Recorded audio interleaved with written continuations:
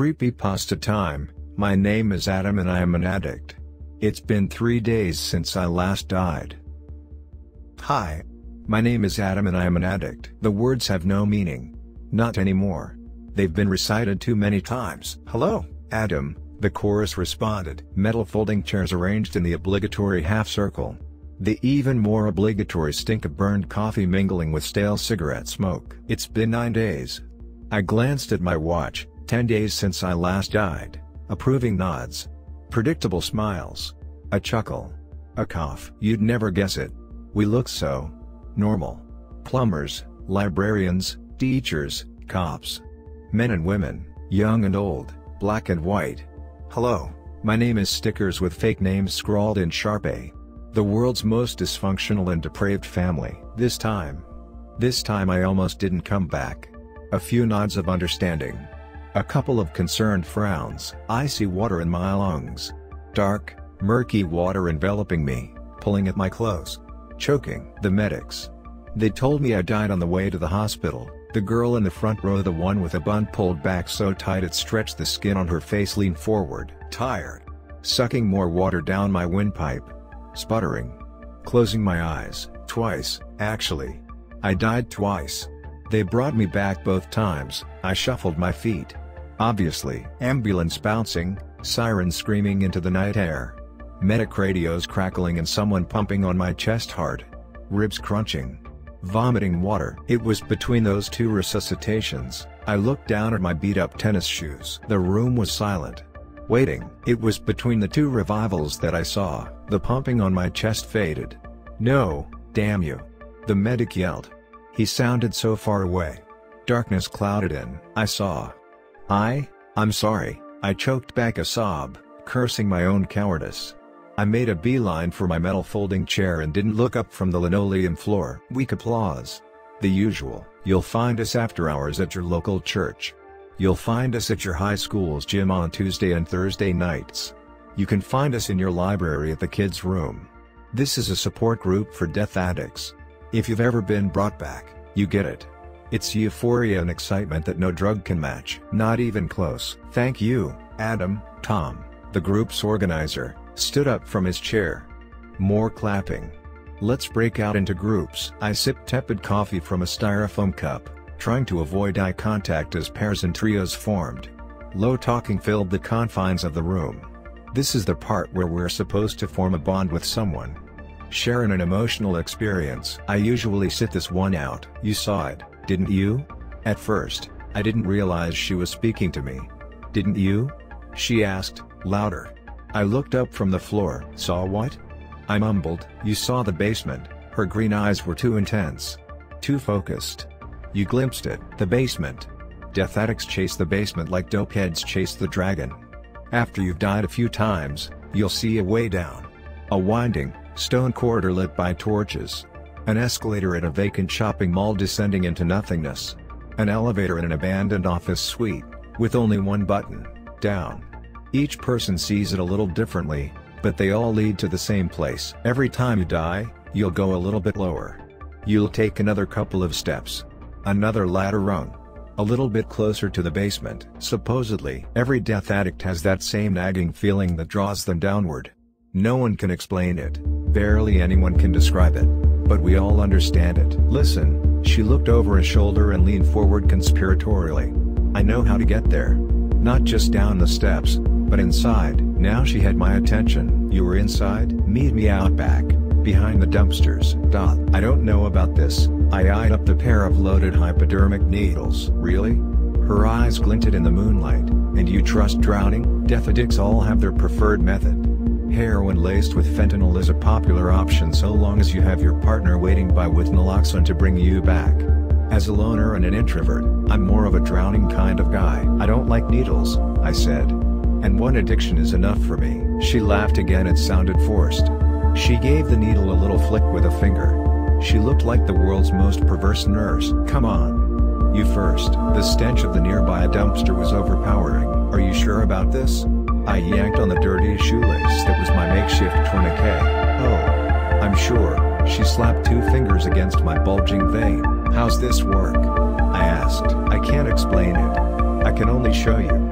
Just trust me. Trust is a subjective word coming from an addict. Make it quick. I squeezed my eyes shut. See you on the other side, she whispered. I felt the needle break the skin. The fentanyl hit me like a freight train. Wow, I felt myself falling, and was vaguely aware of my head striking the pavement. I felt like I was floating. Oh, wow, I heard her giggle. It sounded very far away. What's your name, anyway? My voice was thick, slow. Tiredness overtook me, not unlike the pleasant sensation of drowning. Sandra, she said. Her voice was laced with an inexplicable sadness. My name is Sandra. Lethargically I moved my head in her direction. Things were moving too slowly. I watched in confusion as she slammed the orange plunger down, injecting herself with the second needle. Don't forget. 2. Don't forget 911. I stood at the top of a familiar spiral staircase. It was stone medieval looking with sconces holding burning torches every couple of feet. So far so good, she said. I jumped, not expecting her to be right behind me. I felt her hot breath on the back of my neck as she squeezed past me and ran down the stairs 3 at a time, disappearing behind the twist of the spiral. I plunged after her. Wait! I shouted, my voice echoing back at me. I continued to run, getting dizzier and dizzier as the stairwell spun ever downward. I could hear her echoing footfalls. She sounded close, but every twist I made revealed only more empty steps. Down and down we went. Nerves tugged at me. This felt wrong. The torches became more and more spaced apart, leaving black dancing shadows and barely illuminating the stairs between them. I sprinted down the steps, no longer caring if I fell. Goosebumps ran up and down my arms as the air became colder and colder the deeper I plummeted. Sandra! I shouted, in a full sprint downward. I wasn't ready to hit the bottom when I did. I tripped over my own feet and landed at an open doorway leading into inky blackness. The basement. Where are you? I called. The syllables were puffs of frost. This isn't funny.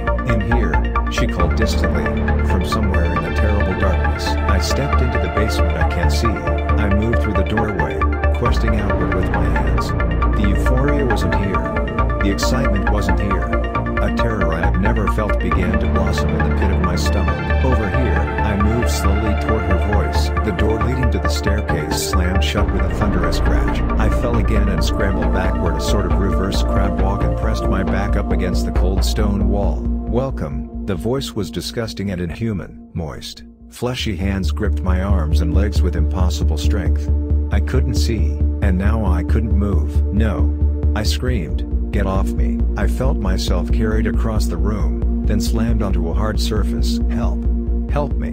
My throat was dry and raw. Metal clinks as my wrists and ankles were strapped down to the table. I heard a snap and white brilliance exploded, blinding me. As my vision slowly came into focus, I only caught the briefest glimpse of the creature.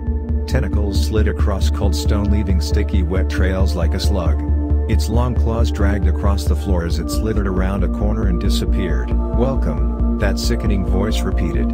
I think you've been looking for this place for quite some time. A strange man stood with his hands clasped behind his back. A rivulet of saliva ran down a worm-like lip, his pink tongue lapped it up. He wore a black leather apron that was splattered with dried blood. Tinted goggles hid his eyes. Despite the frigid air, the pasty white flesh of his bald scalp was sprinkled with droplets of sweat. I'm sorry if it's not what you were expecting. Sandra stood behind him, looking at her feet. Sandra, what is this? I'm sorry, she whispered. This will complete your dozen souls. He laughed heartily. A dozen souls for your one. He was going to keep me here. She was crying, now, tears streaming down her cheeks. He was going to keep me here forever. We're not supposed to find the basement, Adam. We're not supposed to be down here. He cackled as he rifled through a leather bag filled with cruel-looking instruments. Scalpels, hooks, knives. He waved her away. Be gone, woman. Before I changed my mind, he was going to keep me here unless I offered him a trade. My soul for 12 others. I just had to guide them down here. I had to give them that little push at the bottom of the stairs. I heard muffled screaming from somewhere deeper in the confines of the basement. Screams filled with horror and pain. You bitch!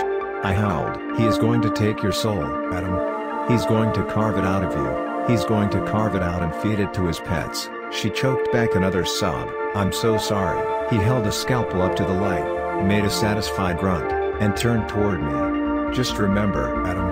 It wasn't I that was looking for you. He laughed, You people and your foolhardy obsession with finding this place. He pressed the blade of the scalpel to the soft flesh on my stomach and began to cut. I screamed until I thought my vocal cords would burst. Suicide is a very naughty sin. He cut deeper. It takes a very special type of person to repeat it. Over and over. He used a pin to hold back the open flesh of my stomach. I vomited and pulled against my restraints, writhing helplessly. Once he has you here, you can't ever escape. She was sobbing as though she were the victim. Once he has you, you'll come here every time you die. Oh Adam, I'm so sorry.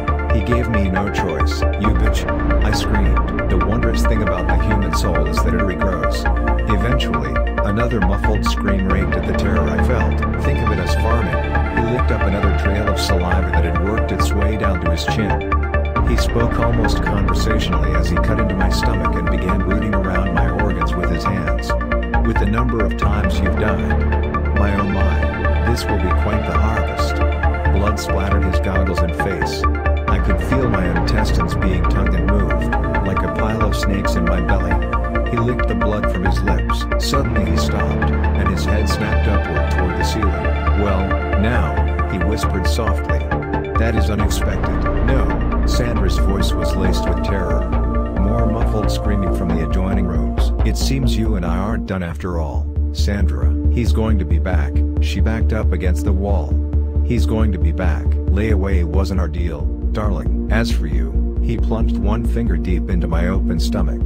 I'll be seeing you again. Sooner or later. I promise.